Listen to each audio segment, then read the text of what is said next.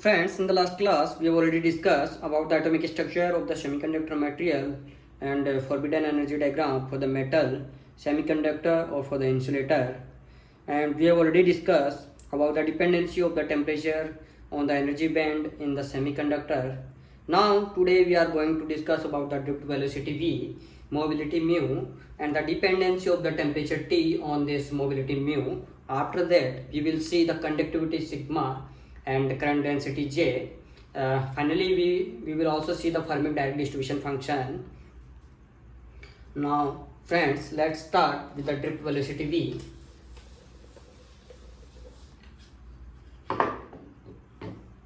दोस्तों, हम जानते हैं कि कोई इलेक्ट्रॉन जब किसी आयन से इनइलास्टिक कोलिजन करता है तो वो इलेक्ट्रॉन एनर्जी और स्पीड दोनों को लूज करता है और समय के साथ साथ उस इलेक्ट्रॉन की जो स्पीड और वेलोसिटी है क्या हो जाती है दोस्तों, कांस्टेंट हो जाती है। इलेक्ट्रॉन जो दिख रहा है आपको, इसकी जो स्पीड और जो एनर्जी जो है समय के साथ जो क्या हो जाती है, स्पीड और वेलोसिटी जो है कांस्टेंट हो जाती है। ठीक है। नाउ फर्दर वह इलेक्ट्रॉन उसी जो कांस्टेंट वेलोसिटी के साथ क्या करता रहता है, मूव करता रहता है। So we can say under an applied electric field E, that constant velocity that is obtained by this electron is called drift velocity V. Okay guys, now so this drift velocity will be directly proportional to this applied electric field E. We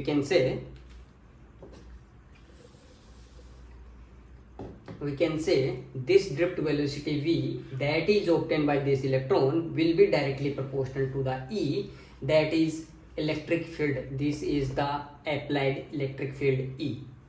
Now V is equal to mu E, ये relation होगा और जहां mu क्या होगी, इसकी electrons की mobility होगी। So mu will be V by E। दोस्तों, ये फॉर्मूले जो है आपको याद रखना है। ये इस एग्जामिनेशन और गेट एग्जामिनेशन में डायरेक्टली फॉर्मूले बेस्ड का भी क्वेश्चन आ जाते हैं, तो हमको उन जो फॉर्मूला बेस्ड क्वेश्चन हैं उनमें बिल्कुल भी टाइम नहीं गंवाना है। तो हमने जो रिलेशन देखा वो देखा V directly proportional to E। दोस्तों, ये जो ड्रिफ्ट वेलोसिटी V है वो हमको दिख रहा है इस फॉर्मूले में कि डायरेक्टली प्रोपोर्शनल टू E है, लेकिन जो ड्रिफ्ट वेलोसिटी V है E की सभी वैल्यूज के लिए प्रोपोर्शनल नहीं होता है। यह केवल और केवल E के कुछ सेट ऑफ वैल्यूज के लिए ही प्रोपोर्शनल होगा। So we can represent it by this graph.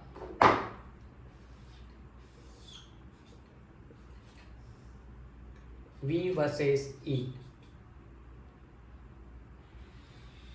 After a certain values of E, this drift velocity will not be linear of this, so this will be like this. Okay, after a certain कुछ set E के कुछ set of values के बाद में जो drift velocity V है वो linear नहीं होगा। हम इस ग्राफ से इजीली देख सकते हैं। नाउ दोस्तों, हमने एक टर्म देखा है मोबिलिटी म्यू। अब हमने एक टर्म देखा है मोबिलिटी म्यू, हम उसके बारे में बात कर लेते हैं। Mobility mu, so what's the meaning of the mobility?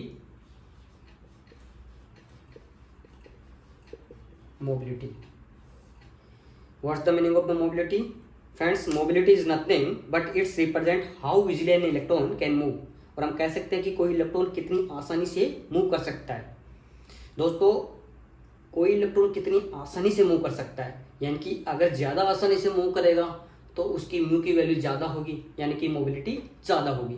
अगर ये भी उल्टा ही बोल सकते हैं हम कि अगर किसी इलेक्ट्रॉन की मोबिलिटी ज़्यादा है, इसका मतलब मैं ये कह सकता हूँ कि वो इलेक्ट्रॉन किसी इलेक्ट्रिक फील्ड में और किसी में भी जो है वो आसानी से जो है इजीली मूव कर सकता है। अब हम जो टेम्परेचर और इलेक्ट्रिक फील्ड की डिपेंडेंसी देखने वाले हैं, इस मोबिलिटी पे क्या इफेक्ट होता है। So first I am taking dependency of the temperature on this mobility, mu versus T temperature. Now first we are going to study about mu versus T। दोस्तों, जैसा टेम्परेचर T बढ़ते हैं, जैसे temperature T अगर मैं बढ़ाता हूँ तो मोबिलिटी म्यू क्या होगी, डिक्रीज होगी। और वो किस कारण होगी दोस्तों, वो होगी due to or we can say it will be due to scattering. ये किसके कारण होगी? स्कैटरिंग के कारण होगी। दोस्तों ये स्कैटरिंग दो तरीके से हो सकती है, अब मैं उसी के बारे में बात करने वाला हूँ। First one is lattice scattering.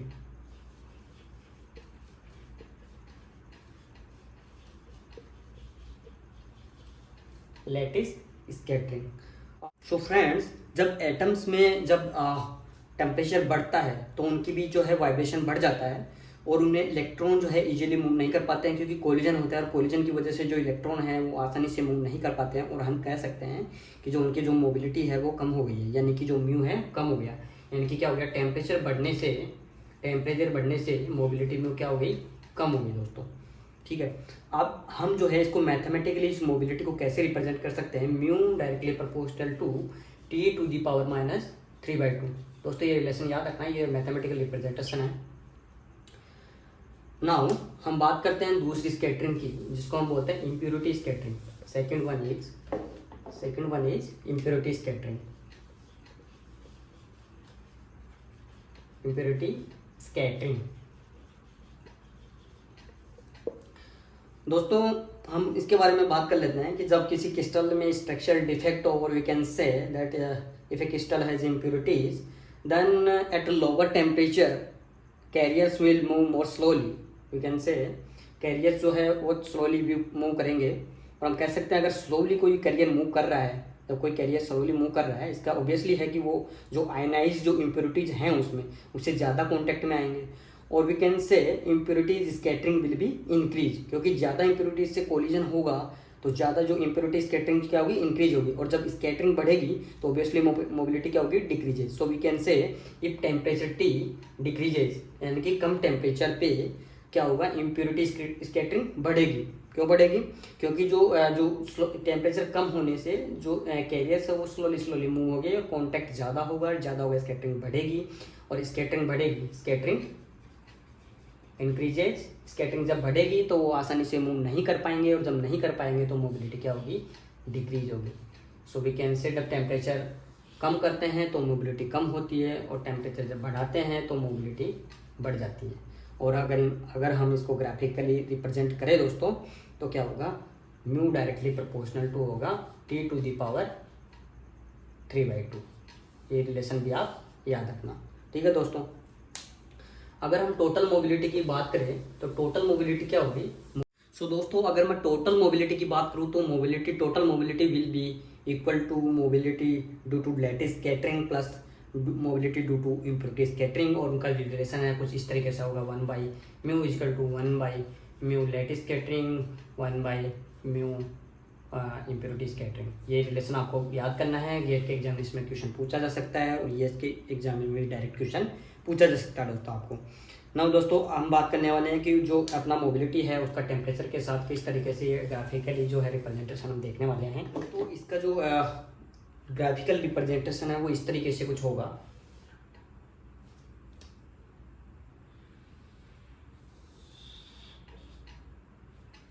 Mu, और जो स्केल है वो क्या होगा? ln। इसका जो स्केल है वो ln t होगा। तो इसका जो ग्राफिकल जो रिप्रेजेंटेशन है वो कुछ इस तरीके से होगा। मोबिलिटी वर्सेस टेम्परेचर का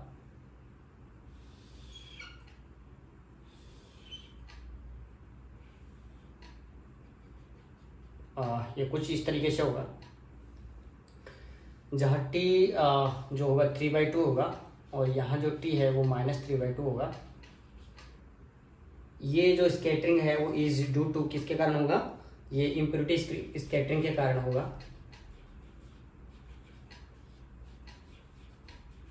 और ये जो स्कैटरिंग के कारण होगा वो किसके कारण होगा दोस्तों? लैटिस स्कैटरिंग के कारण। लैटिस स्कैटरिंग के कारण जो म्यू डायरेक्टली प्रोपोर्शनल टू होगा वो इसके कारण होगा, और म्यू डायरेक्टली प्रोपोर्शनल टू वो इसके कारण होगा। दोस्तों इसमें हम देख पा रहे हैं जब टेम्परेचर जो टी अगर टेम्परेचर टी डिक्रीज होता है तो ये मोबिलिटी भी क्या होगा? डिक्रीज होता है। ये कौन सा है? Impurity scattering. और अगर टेम्परेचर में इंक्रीज करता हूँ, अगर मैं इस टेम्परेचर के बाद में अगर टेम्परेचर इंक्रीज करता हूँ तो इसकी जो मोबिलिटी है वो टेम्परेचर के साथ डिक्रीज होती जाती है दोस्तों। This graph is totally independent of the type of the material. हम कह सकते हैं कि ये टोटली इंडिपेंडेंट है किस टाइप के मटेरियल है उससे। नाउ अब हम जा रहे हैं इलेक्ट्रिक फील्ड का जो है मोबिलिटी पर क्या असर पड़ने वाला है वो देखने जा रहे हैं।